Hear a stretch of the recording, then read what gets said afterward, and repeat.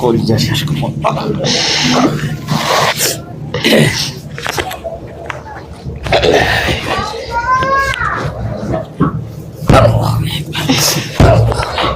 ঢুকে গেছে ঢুকে গেছে।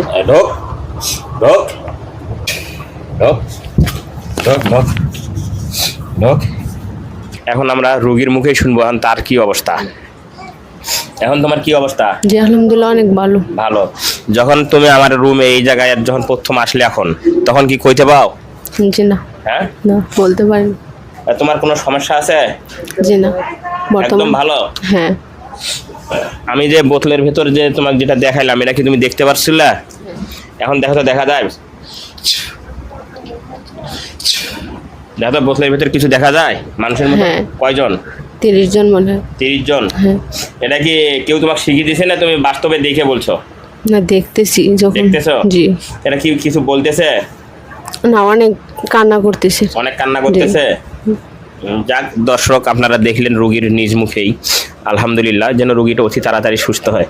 এখন আপনার মেয়ে এরকম ছিল, তখন আপনার কেমন লাগছিল? আমার তো খারাপই লাগছে। এখন এখন যে আলহামদুলিল্লাহ আল্লাহ তাআলা যদি রহমত করে রোগীটা ভালো হবে, এখন আপনার কেমন লাগবে? ভালো লাগবে। দর্শক আলহামদুলিল্লাহ, মহান আল্লাহ তাআলার দরবারে লাখো কোটি শুকর। আলহামদুলিল্লাহ,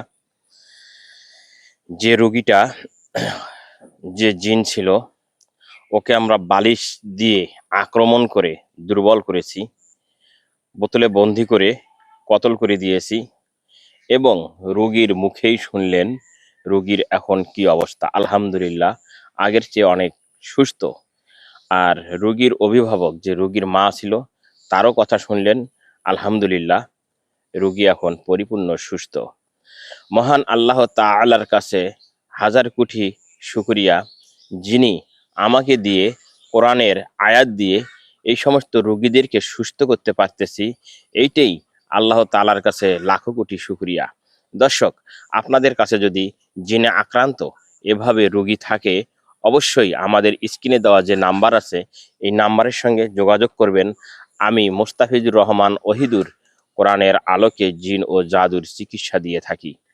আলহামদুলিল্লাহ, আপনারা অবশ্যই আমাদের সঙ্গে যোগাযোগ করুন।